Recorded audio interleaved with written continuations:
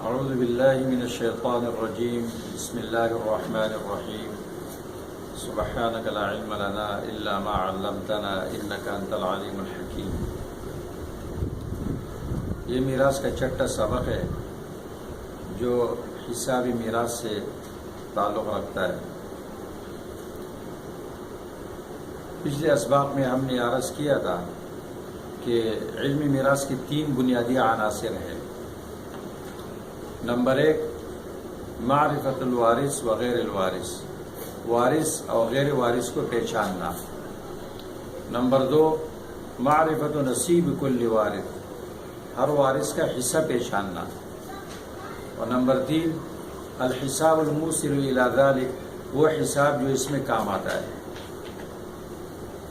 یہ اس لیے کہ جب بھی کسی عالم دین سے اور مفتی صاحب سے میراث کے متعلق مسئلہ پوچھا جاتا ہے تو اس کے سامنے 3 قسم کے سوالات آتے ہیں۔ پہلا سوال یہ ہے کہ اس کو اس بات کی تعیین کرنی پڑے گی کہ اس مرحوم کی شرعی ورثہ کون سے ہے،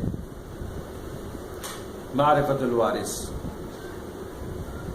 جب وارث متعین ہو گیا تو دوسرا سوال اس کے سامنے یہ آئے گا کہ اس وارث کا حصہ کیا ہے، یہ ذی فرض ہے یا عصبہ ہے، اور اگر ذی فرض ہے تو اس کا حصہ کیا ہے، اس کو ذی فرض کے اعتبار سے ملے گا یا عصبہ ہونے کے اعتبار سے ملے گا۔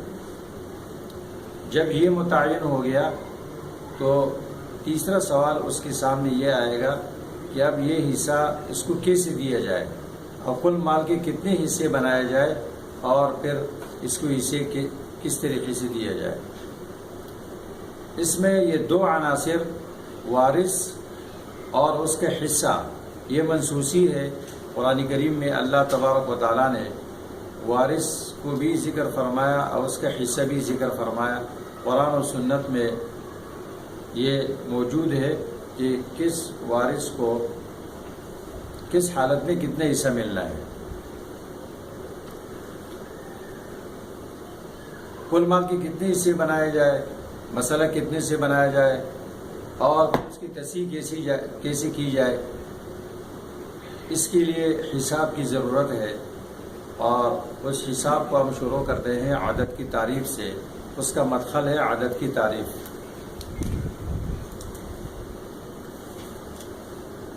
عدد کی تعریف ہے نصف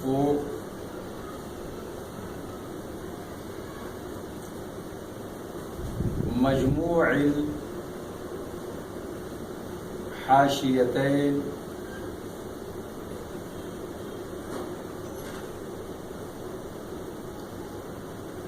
المتقابلتین۔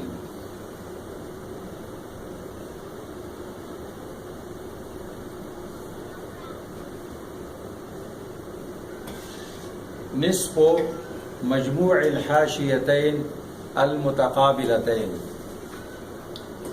عدد کہتے ہیں 2 مقابل طرفوں کے مجموعی کا آدھا۔ نصف کا معنی آدھا، مجموع معنی حاصل جمع، حاشیتین متقابلتین 2 مقابل طرف مقابل حاشیے۔ جس کا معنی یہ ہوتا ہے کہ عدد یہ ہے کہ اس سے نیچے بھی ایک عدد ہو اور اوپر بھی عدد ہو، حاشیہ تحتانی اور فوقانی ہو۔ جب ان دونوں کو جمع کیا جائے تو بیچ کا عدد حاصل جمع کا آدھا ہوتا ہے۔ مثال کے طور پر یہ 3 عدد ہے،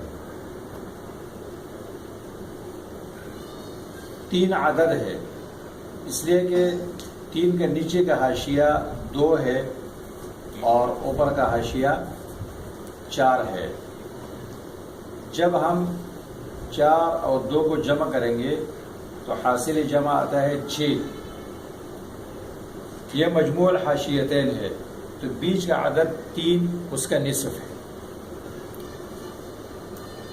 تو عدد اس کو کہتے ہیں کہ اس سے نیچے بھی ایک عدد ہو، اوپر بھی ایک عدد ہو۔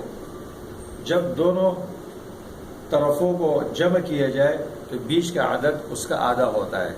تو نصف مجموع الحاشیتین المتقابلتین، دو مقابل طرفوں کے مجموعے کا حاصل جمع کا آدھا یا عدد کہلاتا ہے۔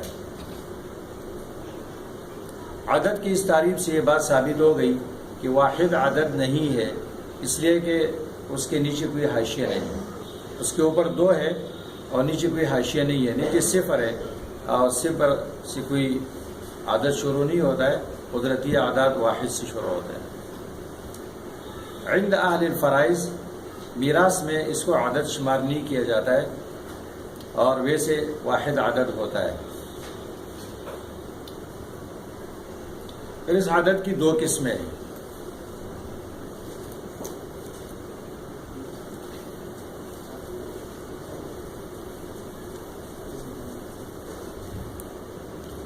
عدد کی 2 قسمیں ہیں، عدد صحیح، عدد مضاف۔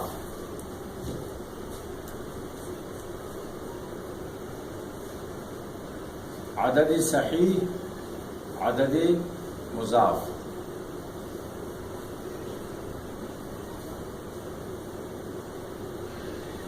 عدد صحیح وہ عدد کہلاتا ہے کہ وہ اپنے سے بڑے عدد کی طرف اس کی اضافت نہ ہو۔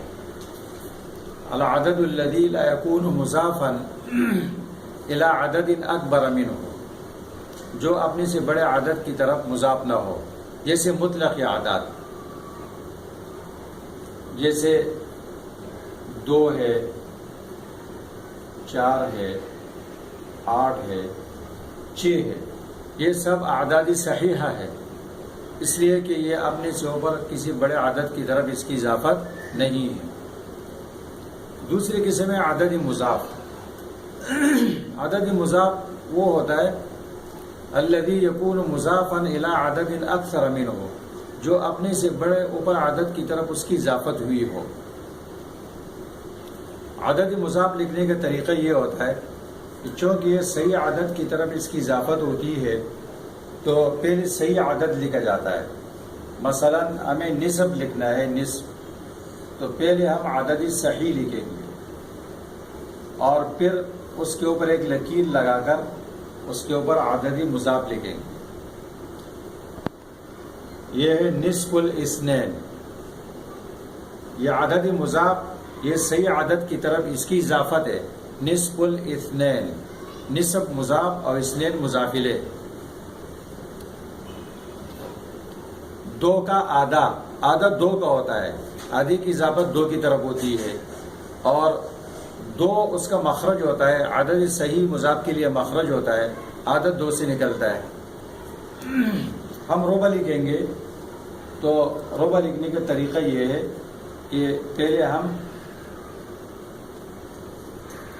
یہ نصف ربع ہم لکھیں گے تو اس کے لیے پہلے ہم 4 لکھیں گے، 4 کے اوپر ایک لکیر لگا کر اس کے اوپر ربع لکھیں گے، تو یہ ہے ربع الاربعہ، 1/4، ربع الاربعہ، 4 کا چوتھائی، چوتھائی 4 کا ہوتا ہے۔ تو یہاں عدد مضاف صحیح عدد کی طرف اس کی اضافت ہوئی ہے اور صحیح عدد اس کے لیے مخرج ہے۔ سمن ہم لکھیں گے تو اس کے لیے پہلے 8 لکھیں گے، اس کے اوپر ایک لکیر کھینچ کر اوپر سمن لکھیں گے، تو یہ ہے ثمن الثمانیہ، 8 کا 8واں حصہ۔ تو 8واں حصہ 8 کا ہوتا ہے، اس کے لیے 8 کا لکھنا لازمی ہے، جو عدد صحیح ہے اور مضاف کی اس کی طرف اضافت ہو رہی ہے۔ اگر عدد صحیح کو ہٹا لیا جائے تو مضاف کچھ نہیں رہتا ہے۔ اسی طرح ہمیں 2/3 لکھنا ہے، ثلثان، تو پہلے ہم لکھیں گے 3 اور اس کے اوپر لکھیں گے 2، یہ ہے ثلثان۔ 2/3 ثلاثہ کا ہوتا ہے، ثلثان للثلاثہ، ثلث ثلاثتی، 3 کی 2/3۔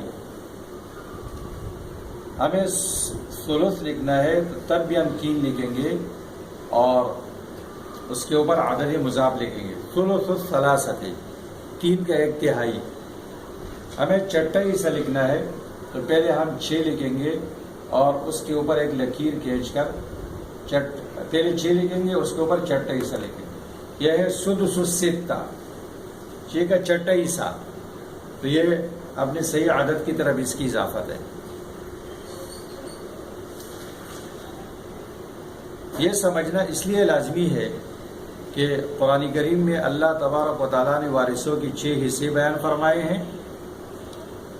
وہ یہ ہے النصف آدھا، الربع چوتھائی، الثمن 8واں حصہ، الثلثان 2 تہائی، الثلث 1 تہائی، السدس 1/4 حصہ۔